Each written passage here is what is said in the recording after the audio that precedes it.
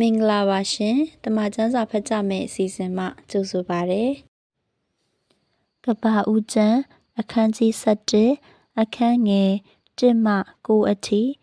မြေကြီးသားအပေါင်းတို့သည်ဘာသာတစ်မျိုးတည်းစကားတစ်မျိုးတည်းရှိကြသည်ဖြစ်၍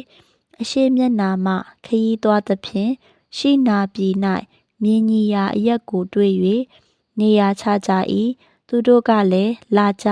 အုပ်လုပ်၍ခိုင်မာစွာဖုတ်ကြကုန်အံ့ဟုတယောက်ကိုတယောက်ပြောကြ၏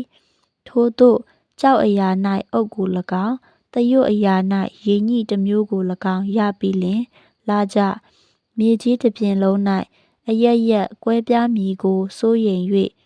မြို့ကို၎င်းမိုးကောင်းကင်သို့မှီရသောရဲတိုက်ကို၎င်းတည်လုပ်သဖြင့်ကျော်စောကိတ္တိရှိစေခြင်းငှာပြုကြကုန်အံ့ဟုပြောဆိုကြ၏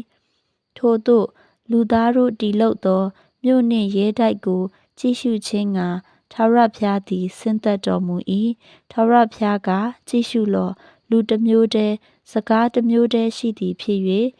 သူတို့သည်ဤအမှုကိုအဦးပြုကြ၏ယခုကြံစီသမျှတို့ကိုအစီးအတားမရှိသူတို့ပြုကြလိမ့်မည်လာကြ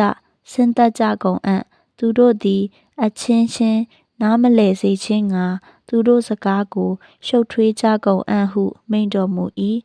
ထို့သို့ထာဝရဘုရားသည်သူတို့ကိုမြေကြီးတစ်ပြင်လုံး၌အရပ်ရပ်ကွဲပြားစေတော်မူသဖြင့်သူတို့သည်မြို့ကိုမတည်ဘဲနေကြ၏သို့ဖြစ်၍ထိုမြို့၌